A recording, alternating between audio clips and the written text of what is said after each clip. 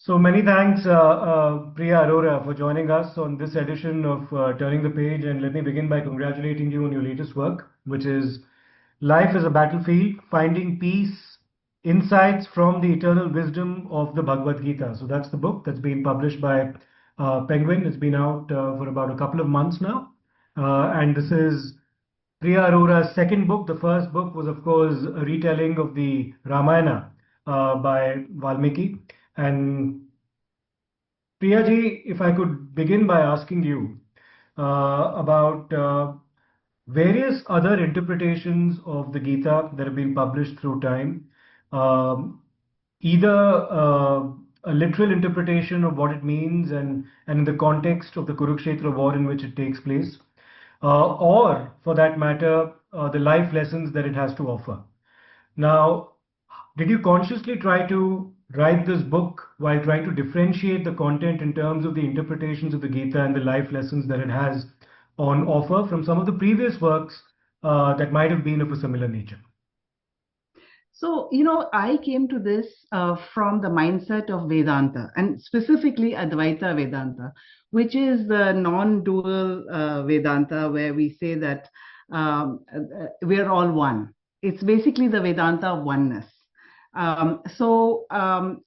Coming from that point of view, it actually makes the Bhagavad Gita a universal manual for life. It's not just for Hindus.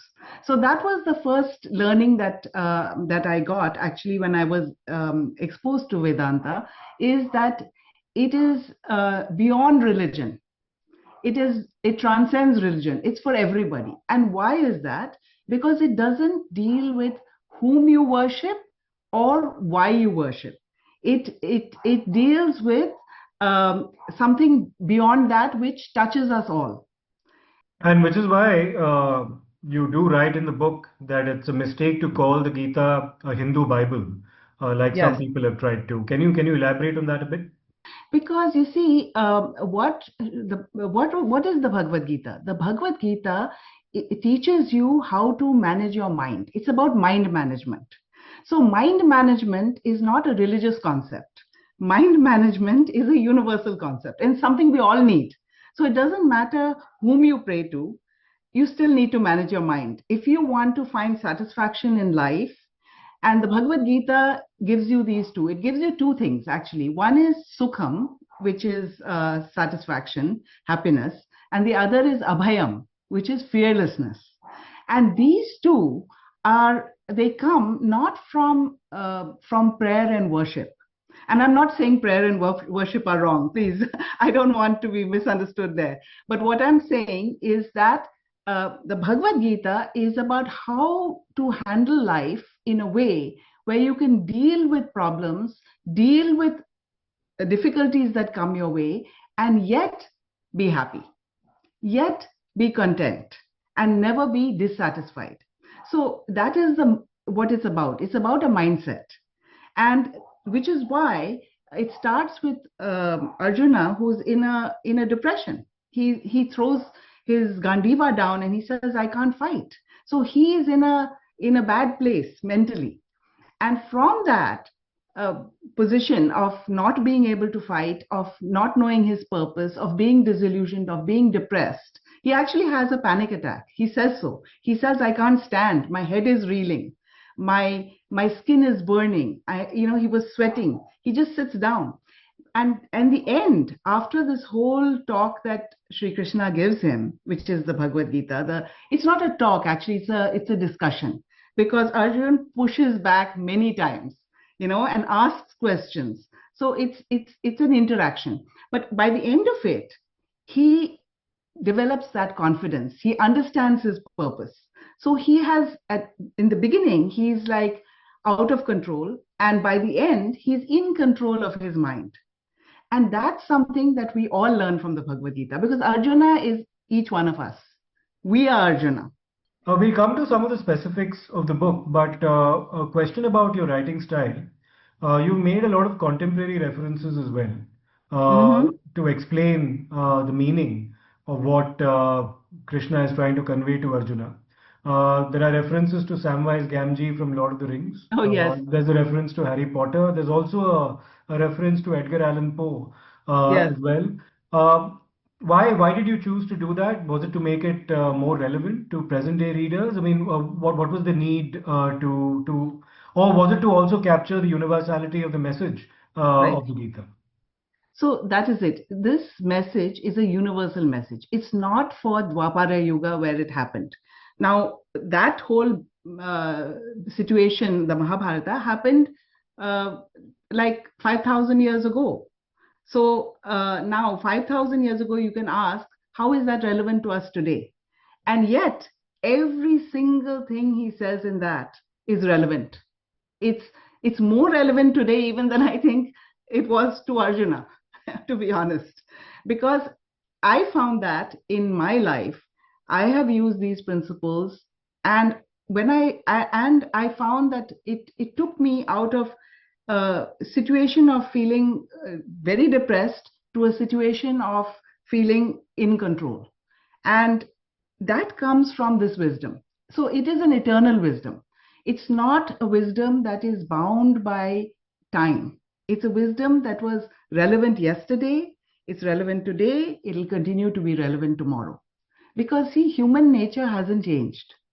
Human situations may change. Yes, now we're talking on on a call from thousands of miles away. But the situation may be different, but those principles, they endure. That is the point. Um, And it's repeated by all these people. The Lord of the Rings, you'll see the same Vedantic knowledge. You'll see it repeated in text after text, which are not Vedantic texts, which means it's universal. That proves its universality. And the life lessons it offers are indeed universal, including the very first chapter that talks about adversity being a part of life. One has to accept it. Yes. And the importance of equanimity as well, in the Yes. manner in which you deal with both the happier times as well as the setbacks that you might face. But a couple of things that I'd like to specifically touch upon about Mm-hmm. what you've written in the book. One is Mm-hmm. about the concept of ahimsa. Now, Mm-hmm. you do say that ahimsa directly does not mean non-violence. So we'll discuss Mm-hmm. that for a bit, Mm-hmm. because in international relations theory, we do come across Yes. something called the just war theory as well. Yes. And if you transpose it onto what Krishna is telling Arjuna in the Gita, he is essentially justifying the Kurukshetra war, not because he's necessarily a fan of violence, because he's not. However, he's exhausted all options available to prevent the war from taking place, and yet Mm-hmm. it's happening. So eventually, once you reach that threshold, there's no going back. So can you take us through that discussion about ahimsa, what ahimsa actually means, and why it should not be mistaken to mean pacifism or non-violence? Mm-hmm. So ahimsa is unfortunately in modern times confused with pacifism. And pacifism means not responding with aggression no matter what. Now, what ahimsa is actually minimizing violence. So in every field of activity, everything you do, it recommends keeping violence at the lowest amount that is possible. So if it's eating, I'm just giving that as an example. Ahimsa would say you have to eat. So even plants have life, but ahimsa would say that that is less violence than killing an animal, because animals are more sentient. So you are causing more damage, more pain. So the concept of ahimsa is not non-violence, complete non-violence. That's the way our shastras explain it. Because there's a beautiful story actually in the Mahabharata, which Rishi Markandeya tells, and it's about a butcher, and how the butcher is actually a very sattvic person. And you'd think that a person who's killing animals and doing that kind of profession cannot be a sattvic person. But that's what the story explains, that it's the state of mind. It's how you approach it. And he says that you cannot eliminate violence ever in life, because the moment you're born, you've created a footprint, right? We take resources from this earth. The only thing you can do is keep your footprint small. So that's what ahimsa is. It's like reduce your violence to the minimum. So in this Mahabharata war, in fact, that is the confusion. Because when Arjun says, listen, I don't want to fight, most people say, well, that's a good thing. If he doesn't want to kill his family, then why is Krishna encouraging him to fight? So Krishna then becomes a warmonger because he's encouraging Arjuna to fight. But actually, that's a misunderstanding. Because you see, it's also linked with dharma. And dharma is, again, another misunderstood concept, because it's the right thing to do in the context which is for the good of the many. That's how we have to think of dharma, the right thing to do in the context for the good of the many. Now, if you look at it, this battle that was happening was for dharma. Because who were the people on the other side? They were so all adharmis. Now you can say, why Bhishma Pitama wasn't adharmic, Dronacharya wasn't adharmic. So then he wanted to kill them. Yeah. But you see, Dharma says if you support adharma, you are as responsible. You cannot say that, okay, I didn't do the bad thing, but I only supported the person, so I'm off the hook. No, you're as responsible. Let's in fact discuss dharma a bit more, because you do say that dharma essentially, it's difficult to define it, but it means righteous duty. It's not necessarily linked to religion, and that's a mistake that people make when they talk about Yes. dharm nirpeksh, because Yes. dharm nirpeksh is not secular. The exact word that's been used in our Hindi constitution is panth nirpeksh, because how can you be nirpeksh from dharma? Because dharma is righteousness, and therefore It's universal. you can't be adharmic. No. So yeah, so that's the explanation that's given. The other, when somebody tries to define Hinduism, and you address this in the very first part of your book, because you tackle this question directly. You say, and I'm quoting you here, it's often said that Hinduism is not a religion but a way of life. Although true, the statement reveals nothing about why it's different. After all, Christianity, Islam, and Judaism are also ways of living. Hinduism, or more accurately Sanatana Dharma, is unique because it views the entire world as one, encompassing all of humanity in every aspect of creation in its outlook. It's a perennial philosophy with no one book, no founder, no beginning, and no end. Moreover, it's a way of thinking that focuses on spiritual truths rather than religious laws, remaining unconcerned with specific means or modes of worship. So, therefore, simply to define it as a way of life is not enough. I think it requires Yes. elaboration as to why it really is distinct. And also, this ties in with the argument that you make towards the latter half of your book about why Sanatana Dharma, or for example, what the Gita is trying to convey. There's no othering in the message that it sends out. Can you tell us a bit more about that? So you see, Sanatana Dharma, if you break down those two words, Sanatana means eternal, forever. Dharma is the right thing to do in the context for the good of the many. So how can that ever be out of style? The right thing to do in the context which is for the good of the many is a universal concept. It's as valid in the United States as it is valid in India. It's as valid amongst anybody, any human being. And actually, dharma is what makes us different from animals. It's the only thing that, why? Because it involves the intellect. See, animals act on instinct. If a tiger sees an injured deer, it will zero in on that deer. It's not going to think, oh, that deer is injured, maybe I shouldn't go and eat it. It's not going to think that way, because animals are programmed to act on instinct. But as human beings, we have the power of an intellect which helps us rise above our base instincts. Therefore, if you're a human being in that situation, then you wouldn't say, okay, I'm going to go catch that deer and cut it up and eat it because it's injured. So that's why Sanatana Dharma is universal. And also, it doesn't, nothing in Sanatana Dharma forces you to follow a particular way of worship. You can have your Ishta Devata, and you should, because that's how you can develop bhakti. You can develop a relationship more easily when you have uh, a specific form. Though actually, in Hinduism or in Vedanta, what we call God is formless.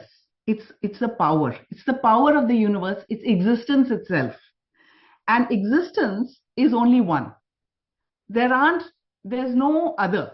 It's a single power that pervades the universe. And the way Vedanta sees it is nothing is apart from that power.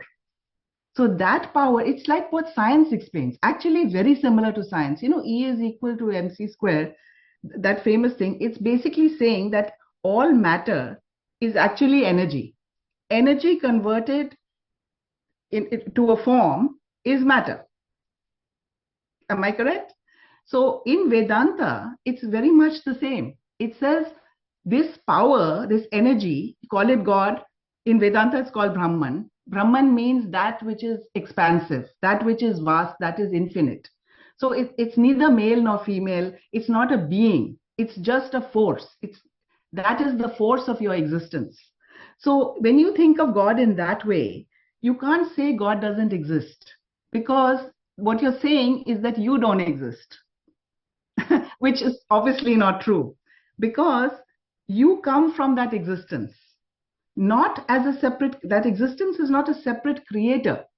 That existence has a generative power. It manifests, you are manifested from it. And not just you and me, everything in this universe manifests itself from that power. And that power of manifestation is what is Maya or Shakti. So we may have heard these terms, Maya and Shakti. Yes. Now, that is the manifesting power of that Brahman, of that power of existence. So if everything comes from that same power, that means God is one. That means it doesn't matter which form you worship, which is why Hindus are so tolerant. See, this is where tolerance comes from. Because your Ishta Devata can be anything. You can envisage that form as Shiva, Vishnu, Krishna, Rama, Kali, Durga, Lakshmi, Saraswati, whichever form you like, you go ahead. But what it says is that don't think in your mind that there is no other way of worship. Because for someone else, for me it may be Rama, for someone else it may be Krishna. And they are both the same, because in the end, they are the same power. So that essentially is what Ekam Sat Vipraha Bahuda Vadanti. Exactly. So that's where it's different. Yeah. That's where it's different. And from that comes the concept also of Vasudhaiva Kutumbakam. Correct. Which is that we are all one family, because we are all from that same power. That same Brahman has manifested as all of us. So which is why there's no conversion in Hinduism. You can't convert, because what will you convert to? You're already Brahman. There's nothing to convert to. A final question, Priya ji. Now, there are two episodes in the Mahabharata, apart from the Gita, that actually stand out for somebody like me. One is, of course, the role played by Vikarna, who is part of the Kauravas. And when Draupadi is being humiliated in an open court, he's the only one among the Kauravas who actually stands up and resists. And basically tells his brothers that what you're doing is not right, because it's against the principles of Dharma. Then, of course, before the war actually begins, Yudhishthira sends out a message to everybody saying that if you feel that you're fighting on the wrong side, now's the time to cross over. And Yuyutsu actually does that. He crosses over from a Kaurava side to the Pandava side. Can you put this in context for us with respect to the discussion that we're having about Dharma and Adharma? That even though you may necessarily, or you might belong to the wrong side, ultimately it's a choice that you make. And these two individuals did make their choices. Yuyutsu crossed over. Vikarna never crossed over. Vikarna was killed by Bhima at the end, and Bhima actually root killing him, saying that you're the only one who Yes. followed the path of Dharma, and I'm sorry that I'm having to kill you. Yes, he said, I'm sorry that I'm Yes. killing you. So, But but he did. yes, yes. Can you take us through, the essence of those two episodes and what they convey about Dharma as well? That's our final Yes. question.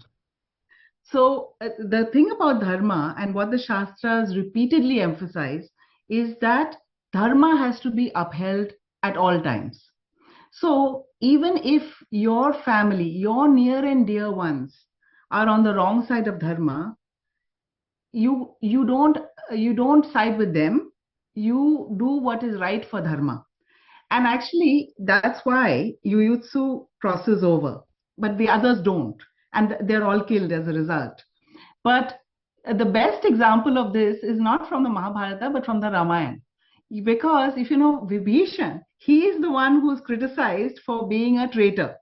Correct. He's called, what is it, Lanka Dhai, whatever. Yeah, He's, yeah. he's called a traitor because he left his brother. But when he kills, when Lakshman kills Indrajit, at that time, Indrajit says to his uncle, he says, you are a traitor, because he's the one who tells Lakshman that, he has to stop that ritual that he's doing, which will make him powerful.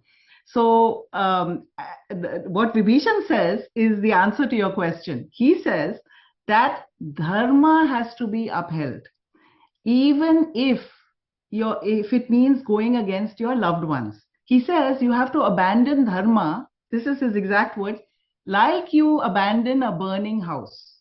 So if a house is on fire, you leave it. If your family, if your loved ones are committing adharma, you first try and counsel them. If they refuse, you have to leave them. You have to abandon them. Because if you support adharma, then you are part of that adharma. So that is a very strong message in the Shastras. Okay. That is repeated, in many stories actually. It's repeated in the Puranas, it's repeated in the Ramayana, Mahabharata, everywhere. That Dharma is the most important thing. Because again, right thing to do in the context for the good of the many. Right, Ms. Arora, thank you for that very fascinating discussion indeed. There's a lot more that we can discuss, but unfortunately, due to time constraints, I know. this is all we can manage. But I leave it to the readers, of course, to go through the rest of the book. And of course, there's a lot here in it that they can learn from. This is a fascinating work indeed. Life is a battlefield.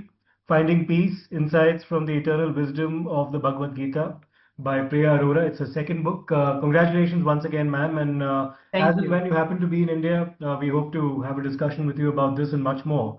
And perhaps within our studio, if you're able to make it. I'd love that. And thank you so much for having me. Thank you. Thank you, ma'am. Thank you.